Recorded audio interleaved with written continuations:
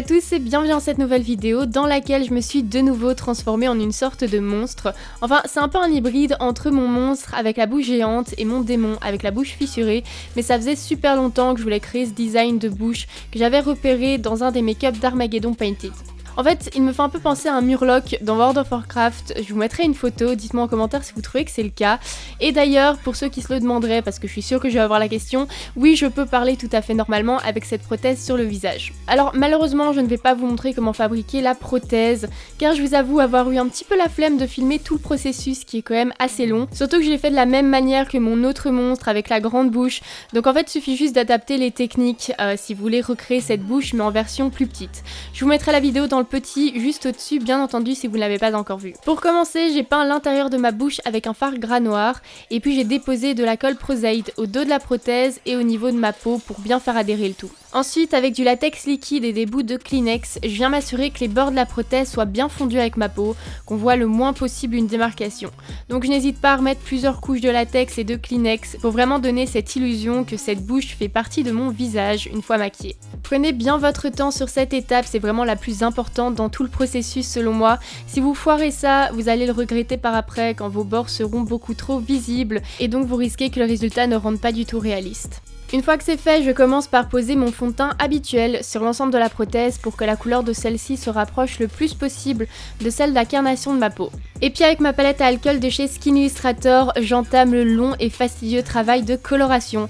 Je vous avoue avoir vraiment galéré à rendre cette mâchoire la plus réaliste possible, mais je pense qu'au final le résultat parle de lui-même et le rendu est plutôt cool.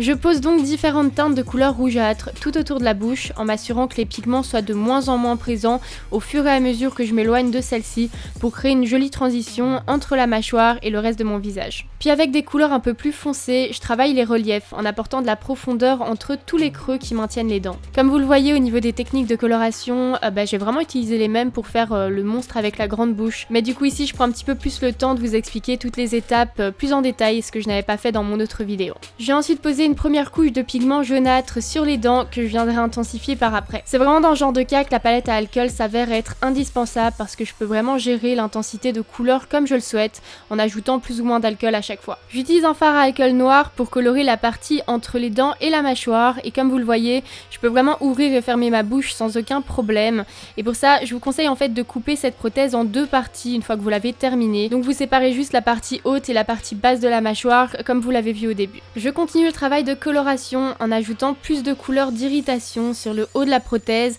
et le début de ma peau pour que le tout soit plus harmonieux et de nouveau j'apporte plus de dimension en retravaillant chaque creux qui se trouve entre les dents avec une couleur plus foncée. Je jaunis d'autant plus mes dents et comme vous le voyez j'avais déjà appliqué une lentille scléra dans un de mes yeux, pas les deux sinon comme je vous l'explique souvent je ne vois quasiment plus rien et du coup j'ai une tête un petit peu chelou jusqu'à la fin de ce maquillage donc j'espère que je ne vous fais pas trop peur. Ensuite j'ai décidé d'ajouter tout plein de petites vénules qui partent de ma mâchoire. Je me suis aidée de fard gras bleu et bordeaux et d'un pinceau très fin pour y arriver. Pour les yeux, rien de compliqué, un super gros trait de liner sur mon ras de cils inférieur et supérieur, du crayon noir dans la muqueuse de mes yeux et puis j'ai bien estompé le liner avec du fard poudre noir sur le ras de cils inférieur. Je voulais vraiment que le maquillage des yeux ne fasse qu'un avec les lentilles scléra et donne cette illusion d'yeux super grands et je trouve que que ça rend plutôt pas mal donc je suis contente. Et j'ai bien évidemment rajouté des faux cils, qu'est-ce que serait un de mes monstres sans faux cils, je vous le demande. Donc voilà, je trouve que ça rajoute un petit côté entre guillemets glamour ou un petit peu plus creepy, je sais pas trop, mais en tout cas j'aime bien. Je rajoute du faux sang liquide par-ci par-là en m'aidant d'une éponge à barbe et puis directement en m'aidant de la petite bouteille pour créer des coulures et ici comme d'habitude libre à vous de rendre ce make-up super gore ou non.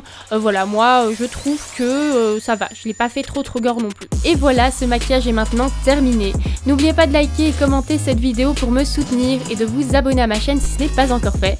Je vous fais tout plein de bisous et vous dis à très vite dans une prochaine vidéo.